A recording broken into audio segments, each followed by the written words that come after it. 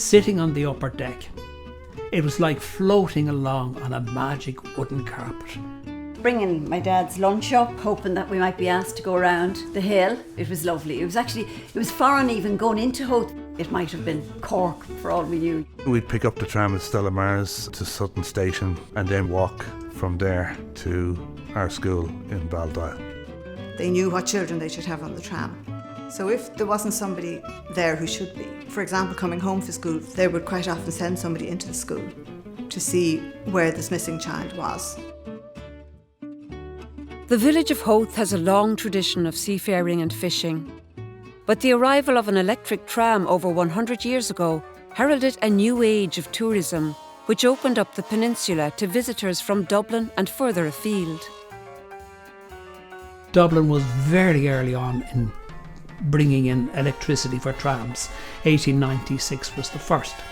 Now that made it viable to run from the city centre via Clontarf-Dollymount out to Howth. At the turn of the 20th century, the Great Northern Railway Ireland Company designed and launched a tram service to serve the people of Howth and Sutton.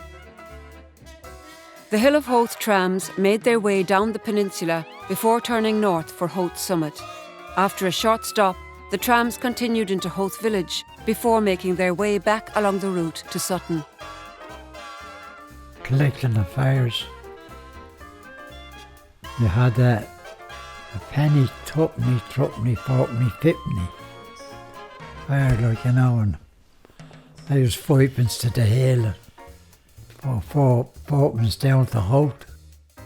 The seating was probably a fascination, like, you know, that you could move the back of the seat and face the direction of travel. So, like, what an invention. Like, it was just absolutely brilliant. The summertime now to be packed. Visitors, like, you know.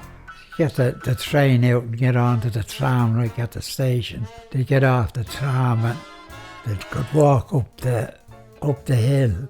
He'd take us up the hill and we'd stop at the summit and they'd pop in, have a pint, and I'd have a Club Orange and watch the Lone Ranger, hop along Cassidy or something like that, in Gaffney's at the summit. But the trams also played an important role in the day-to-day life of the community. My mother, she was able to ring shops in Sutton, say the butcher or the grocer, and say, could you send me up, I don't know, half a dozen pork chops, whatever, and it would arrive up on the tram. There was a lot of people who worked up there. In those times, there would have been a lot of gentry lived on the Hill of Howth, and they had a lot of people employed. We had Ferry Hill Hospital, you know, and then the Bailey Lighthouse.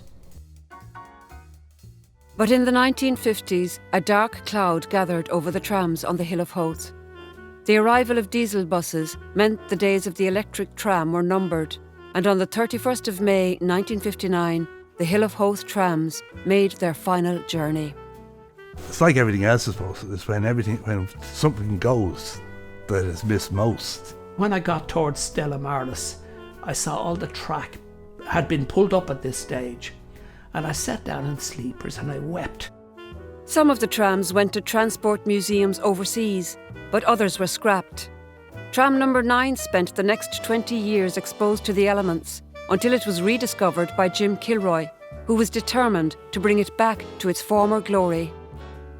I heard about this particular tram having survived, and I went out to see it, and whilst I'd never restored anything, I set about it.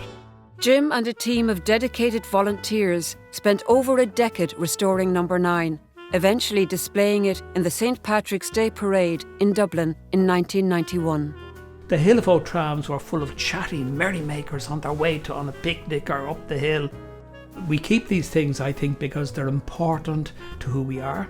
It brings back something that's belonging to us. It was something that was in the heart and minds of the local people.